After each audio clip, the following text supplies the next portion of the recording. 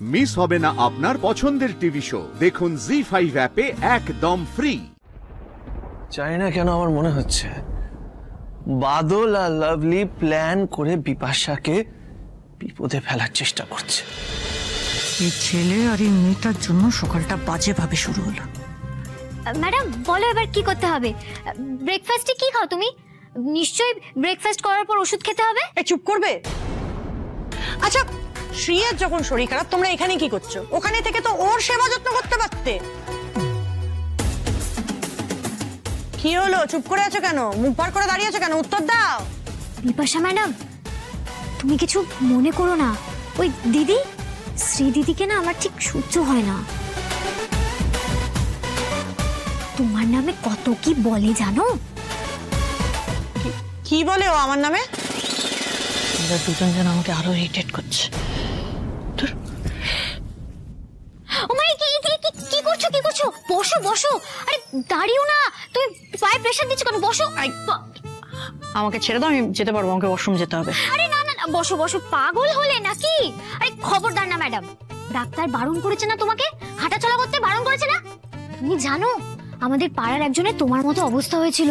Doctor তো তাকেও rest নিতে বলেছিল, কিন্তু সে আর রেস্ট নেয়নি। এবার যা হয় সে কাজ করতে লেগে গেল। আর লাভের লাভ কি হলো? পাটা যেন কেমন একটা হয়ে গেছিল, পুরো বাঁকা ধনুকির মতো। হ্যাঁ গো, সারা জীবন উনি সোজা হয়ে হাঁটতেই পারলেন না। না না দিদি, তোমার এই অবস্থা আমরা দেখতেই পারবো না। ওই জন্য বলছি তুমি পায়ে কোনো প্রেসারই দিও না, তুমি বসো। কি উল্টো পাল্টা কথা বলছো তুমি? এই শোনো, আমাকে ওয়াশরুমে যেতে হবে। আরে আরে ম্যাডাম, তুমি কেন ওয়াশরুমে যাবে? তুমি তো মালিক মানুষ, ওয়াশরুম তোমার কাছে আসবে। মানে তোমার মাথাটা একেবারে খারাপ হয়ে গেছে নাকি? আরে তুমি দেখোই না। এই বাদল, তুই তাড়াতাড়ি যা তো, একটা বেড প্যানের ব্যবস্থা কর, বুঝলি? হ্যাঁ হ্যাঁ। এক মিনিট। কি করছো বলো তো? কি বেড প্যান? আমি ঠিক যেতে পারবো। সরো, আমি যেতে পারবো। আরে না না, লাভলি বলছি, এখন এখানে বেড প্যান কোথা থেকে পাবো রে? কোনো কিছু লাগবে না বললাম তো, আমি ঠিক যেতে পারবো। সরো। আরে ম্যাডাম, তুমি একটু ধৈর্য ধরো তো। তুমি একটু ধৈর্য ধরে বসো, তুমি দেখবে কিছুক্ষণ পর আমাদেরকে আশীর্বাদ করবে। আরে বাদল, তুই হাঁ করে দাঁড়িয়েছিস কেন? যা। আরে হ্যাঁ যাচ্ছি, কিন্তু যাবোটা কোথায়? কোথাও যেতে হবে না, আমি একা যেতে পারবো। ঠিক আছে, চুপ করো, সরো এখান থেকে। আরে ম্যাডাম, তুমি ভুল করছো। তুমি জানো আমি যার কথা বলছিলাম না, সেও এরকম বলছিল যে আমি পারবো, কিন্তু আর পারলো না। না ম্যাডাম, কোনো রিস্ক নেওয়া যাবে না। বাদল, তুই যা, তাড়াতাড়ি যা। কি মুশকিল, টাকা কোথা থেকে আসবে? বোঝো কাণ্ড। আরে বিপাশা ম্যাডামের টাকার অভাব আছে নাকি? ম্যাডাম, তুমি একটু টাকা দিয়ে দাও না গো। চুপ, একদম চুপ, জাস্ট শাট আপ। তখন থেকে উল্টো পাল্টা কথা বলে যাচ্ছ। এর এটা হয়েছে, তার ওইটা হয়েছে। তোমাদের এই নাটক কি আমি বুঝি না তোমার মনে হয়? হ্যাঁ, আমি সব বুঝতে পারি। লিসেন, আমি ওয়াশরুম যাব, আমি যেতে পারবো। সরো।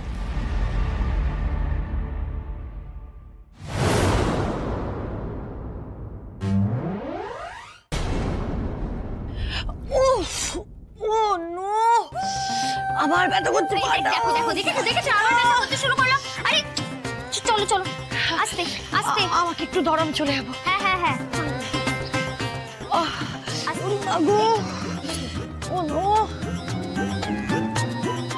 আর মানে লাভলির সন্দেহটাই ঠিক, এই বিপাশা ম্যাডাম পুরো নাটক করছে। কিরে, কি বুঝলি? বুঝলাম তো সবটাই, কিন্তু দাদার কাছে এটা প্রমাণ করবে কি করে যে ম্যাডামের পুরোই এটা নাটক? ম্যাডাম যে সুস্থ সেটা যেভাবেই হোক আজকে প্রমাণ করে ফেলতে হবে। হেই, কাল হয়ে গেলে তো বলবে ওষুধ খেয়ে ঠিক হয়ে গেছে। তাহলে কি করব এখন?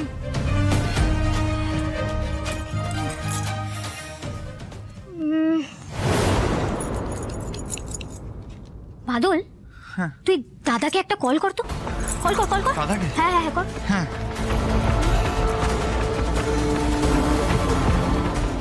এই নে, রিং হচ্ছে। হ্যালো দাদা। লাভলি, তোমরা যেটা করছো সেটা কিন্তু ঠিক না। তোমরা এক্ষুনি ফিরে এসো। আরে ঠিক কি ভুল সেটা সময় বলবে দাদা। আগে বলো ডাক্তার কি করতে বলেছে? ওষুধগুলো সময়ের মতো খেতে বলেছে, আর 3 বেলা ঠান্ডা গরম জলের শেক দিতে বলেছে। ঠান্ডা গরম জল শেক? আচ্ছা, আমি যখন শেকটা দেব তখন তোমাকে একবার জিজ্ঞেস করবো যে কিভাবে কি করতে হবে। তুমি কিন্তু একটু ফোনে থেকো, হ্যাঁ? বেশ। বাদল, বলছি এক্ষুনি গরম জলের ব্যবস্থা কর, যা। কোথায় আছো? আমাকে একটু ধরো। হ্যাঁ হ্যাঁ হ্যাঁ, এই তো। আসো আসো আসো, আস্তে। লাগছে না? বড় ভুল করলাম। হ্যাঁ, আস্তে। আরে বাবারে, ওহ এটা বেড়ে গেল। শোনো না ম্যাডাম, শোনো, একটু একটু পাটা ঠিক করে রাখো। বলছি আমি না গরম জলটা নিয়ে আসি, বুঝলে? শেকটা দিতে হবে তো। দাঁড়াও, আমি নিয়ে আসি। আমি লাগবে না, আমাকে একটু রেস্ট নিতে দাও, আমি ঠিক হয়ে যাব, কিছু লাগবে না। আরে ম্যাডাম, না বললে তো হবে না। দাদা ফোন করে শেক দিতে বলেছে গো। দাদার কথায় আমি না করতে পারবো না। রাজ ফোন করেছিল? ও আমার খবর নিতে ফোন করেছিল? তা নয় তো কি, দাদা নিজে বলেছে যে ঢিলামি দিলে চলবে না। আমি গরম জলটা নিয়ে আসি, বলো। আচ্ছা বলছি, রান্নাঘরটা কোন দিকে গো?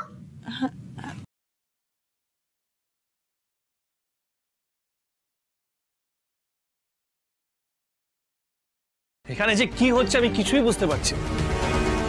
সকাল সকাল প্রথমে লাভলি আর বাদল ওখানে গিয়ে উপস্থিত হলো, তারপরে তোমরা প্ল্যান করে আমাকে ওখান থেকে এখানে আনালে। আর এখানে এসে আমি দেখছি যে এখানে তো সব ঠিক আছে, কোনো প্রবলেম হয়। আর এখন তুমি বলছো যে বিপাশার চোট লাগাটা মিথ্যে। মানে তোমরা যে কি ভেবেছো আমি কিছুই বুঝতে পারছি না। কেন এই কথাগুলো জিজ্ঞেস করছো তুমি? কাকে জিজ্ঞেস করবো শ্রী, বলো না। তুমি তো মিথ্যে বলে আমাকে ওখান থেকে এখানে মুখ ঘোরালে চলবে না। মানে এই মিথ্যেটা দোষের না, তাই তো? আমি মিথ্যে বলেছি? খুব ভালো করে জানো আমি মিথ্যে বলি না রাজ। আমি মিথ্যে বলিনি, আর কাউকে জোরও করিনি যে হ্যাঁ তোমরা মিথ্যে বলো। আর এভাবে সব ব্যাপারে যদি তুমি শুধুমাত্র আমার দোষ খুঁজতে থাকো তাহলে তো সেটা খুব সমস্যা রাজ। জানি না কেন আমার মনে হচ্ছে বাদল আর লাভলি প্ল্যান করে বিপাশাকে বিপদে ফেলার চেষ্টা করছে। তাই নাকি? বাবা রাজ, বিপাশা যে বিপদে পড়তে পারে এটা তো আমি জানতাম না। না মানে তোমার মনে হয় যে বিপাশা বিপদে পড়ার মতো মেয়ে? যে মেয়ে একা হাতে এত বড় একটা বিজনেস সামলায়, তাকে হঠাৎ করে যে কেউ বিপদে ফেলে দিতে পারবে, তা আবার বাদল লাভলির কাছে। তাছাড়া রাজ, তুমি কিন্তু আমাকে প্রমাণ করার জন্য সময় দিয়েছো। একটু ধৈর্য ধরো, সবটা তুমি হাতে নাতে দেখতে পারবে। তার আগে আমি এই ব্যাপারে আর কথা বলতে চাই না।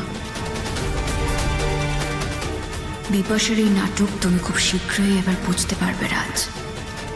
প্রমাণ হয়ে যাবে কি সত্যি আর কি মিথ্যে। জি5 ডাউনলোড করুন আর সব এপিসোড দেখুন একদম ফ্রি।